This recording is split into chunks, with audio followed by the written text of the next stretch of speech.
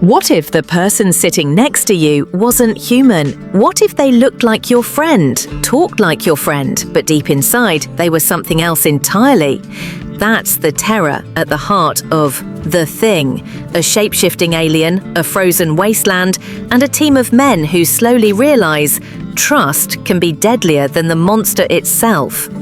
In today's video, we're diving deep into The Thing, John Carpenter's chilling 1982 sci-fi horror classic that terrified audiences and bombed at the box office, only to rise later as one of the most respected horror films ever made. But we're not just giving you the usual recap. We'll break down the plot in simple terms. No fluff, no filler. You'll discover how this film brilliantly uses isolation, paranoia, and suspense to grip your nerves. We'll reveal the lesser-known secrets behind its practical effects that shocked the world, why the critics originally hated it, and how one single blood test scene changed horror movies forever. If you want to understand why The Thing still makes people uneasy more than 40 years later, and why its ending still sparks debate, then stick with us till the end. Welcome to Movies Review, where we dive deep into the most chilling, clever, and unforgettable stories in cinema. Make sure to subscribe so you never miss a single twisted tale we uncover. Let's begin. Because out here, in the cold, no one can hear you scream. Far from civilization, cut off by mountains of ice and endless snow, sits a remote American research station deep in the heart of Antarctica. It's 1982, and the cold isn't the only thing biting. A team of 12 men lives and works here, conducting scientific research while trying to maintain their sanity through the long frozen months. Their only connection to the outside world is a radio, one that barely works when the weather turns. The sky stays dark, the wind howls, and the silence inside the station is just as chilling as the storm outside. Each man has a job, a purpose. There's MacCready, the chopper pilot with a quiet strength, Blair, the biologist, Gary, the commanding officer.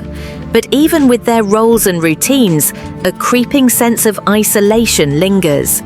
Cabin fever lurks around the edges. Days blur together. You can feel the unease, even before anything goes wrong. This is a perfect place for something terrible to happen. No help, no witnesses, and no way out. The quiet tension of the camp is about to shatter because something is coming and it doesn't belong on this planet. It starts with a dog, harmless at first glance, cold, tired, and running for its life across the endless white snow. Behind it, a helicopter in hot pursuit. The people on board? Not American, but Norwegian. They're yelling, desperate, trying to shoot the animal from the air. The Americans at the outpost have no idea why. The helicopter lands. One of the Norwegians steps out, still firing. But before he can explain, he's shot and killed by the Americans, acting in self-defense. Just like that, the only people who knew the truth are dead. The dog is taken in, allowed to roam freely in the camp. No one suspects a thing. But this isn't just a dog. It's the start of something far more sinister, something ancient, something that has waited in the ice. What's more terrifying is that it doesn't just kill, it becomes you. It learns. It hides inside. The moment the dog steps inside the station is the moment their world begins to unravel, but they don't know it yet, not even close. Things begin to feel off. The dog is too quiet, too calm. It watches the men, never blinking, never barking. Then, one night, it's placed in the kennel with the other sled dogs. And that's when it happens. Its body begins to shift. Flesh stretches, splits, grows twisted and unnatural. The other dogs panic, barking and trying to escape, but it's too late. The creature inside the dog is no longer hiding. It's attacking, mutating, consuming. The team rushes in, horrified by what they see. They manage to burn it, but questions remain. What was that thing? How did it survive? Why did it look like a dog? A trip to the Norwegian base uncovers even more horror. The facility is destroyed. The scientists are dead. Burned bodies, frozen corpses. And in the ice, a massive alien ship. buried for who knows how long. The realization dawns, that creature came from the ice, and it's not just a monster, it's a perfect imitator. It doesn't just kill, it becomes its victim. Cells copy cells. Identity is erased. Anyone could be infected, anyone could be next. Fear begins to take hold, not just fear of the alien, but of each other. Because once the men realize what they're up against, a creature that can become anyone, the real horror begins. How can you trust someone who might not even be who they say they are? How can you work together when every face around you could be wearing a mask? The group starts to splinter, suspicion rises, friends become enemies, paranoia seeps into every conversation. The men stop sleeping, they stop eating together, they stop speaking unless they absolutely have to. Macready tries to take control, but even he isn't safe from their doubts. Every creak in the floorboards, every nervous glance, every locked door carries weight. You can feel the tension crackling in the air. This isn't just about survival anymore, it's about sanity, and that's what makes The Thing truly terrifying. The monster doesn't need claws or teeth, it just needs your trust. Once it has that, you're already gone. They need proof, they need answers.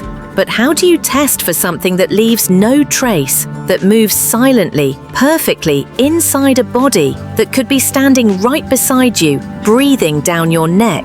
Blair does the math. If even one of them is infected, it could spread across the globe. The entire planet could be lost.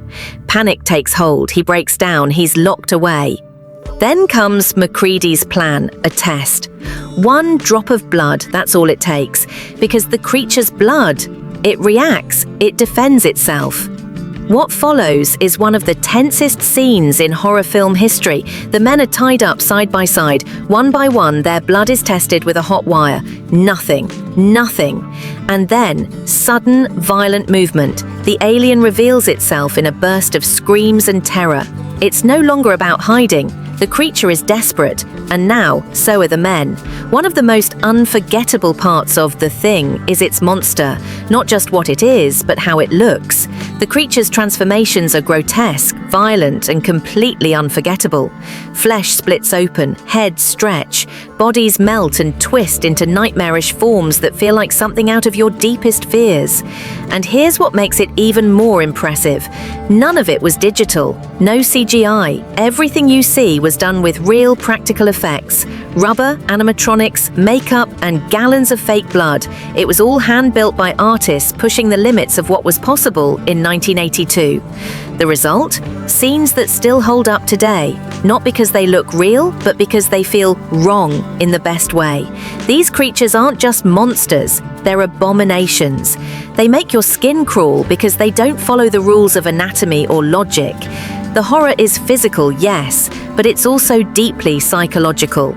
Because as terrifying as the creature looks, what it represents is far worse.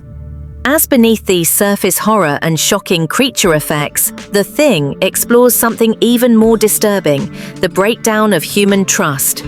As the alien spreads, it doesn't just kill, it divides. It makes men turn on each other, question everything, and see threats where there may be none. In this world, suspicion is a survival instinct, and believing someone too quickly might be the last mistake you ever make. This idea of mistrust is deeply rooted in human psychology. When you can't rely on what you see or hear, when even your closest companion might not be who they say they are, the mind begins to crumble. That's what makes The Thing more than just a monster movie. It's a psychological thriller in disguise. A lesson in how quickly unity can collapse under fear. The film also plays with the concept of identity. What does it mean to be human? If something can perfectly copy your body, your speech, your behavior, are you still you? Or does something essential get lost in the imitation? That's the true horror the film leaves us with. Not just the alien, but the terrifying thought that we may not even know ourselves anymore. And then there's the isolation, not just physical, but emotional. As the characters grow more desperate, they're not just cut off from the world, they're cut off from each other. The Thing doesn't need to attack with claws or teeth. It uses silence, doubt, fear, and in the end, it breaks the group from the inside out. By the final act, the station has become a war zone. Most of the team is dead. The creature has revealed itself in more terrifying forms than anyone could imagine. The cold isn't the enemy anymore, the thing lurking in the shadows is. McCready, scarred and exhausted, knows what must be done. He can't save the station. He can't even save himself. But he can make sure the thing doesn't make it out. One by one, he destroys what's left. He sets fire to the alien, the equipment, and finally, the building itself. But just when you think it's over, one final twist remains. In the ashes of the burning camp, McCready sits in the cold, wrapped in heavy layers, clutching a bottle. And then Childs returns. He vanished earlier. He offers no explanation. He could be telling the truth. He could be the thing. McCready doesn't know, and neither do we. They sit in silence, facing each other, exhausted, broken, cold, neither willing to make the first move. There's no resolution, no answer. Just an open-ended stare between two men, or maybe one man and one thing. And that's the brilliance of the ending. It doesn't need a big finale. It leaves you with a question, one that will crawl into your thoughts and stay there long after the screen goes black. When The Thing was first released in 1982, critics hated it. They called it ugly, nihilistic, and too violent. It came out just weeks after Eat, and audiences weren't ready for a darker, more cynical vision of alien life. It flopped at the box office. John Carpenter, the director, was devastated. For years, the movie was dismissed and forgotten, but like the creature itself, The Thing refused to stay buried. Over time, it built a reputation, slowly, quietly, as more and more people rediscovered its brilliance. Horror fans praised its tension. Filmmakers studied its practical effects. Today, it's considered one of the greatest science fiction horror films of all time. Its influence is everywhere. You can see traces of The Thing in movies like The Mist, The Faculty, and even The Hateful Eight, which also stars Kurt Russell and features paranoia in a snowy setting. Video games, comics, and fan theories have kept the mystery alive for decades. What sets it apart is how timeless it feels. The fear of not knowing who to trust, the horror of losing your identity, the danger of being completely alone. Those fears don't belong to the 80s. They're universal. They're human. And because of that, The Thing has earned its place not just in horror history, but in cinematic legend.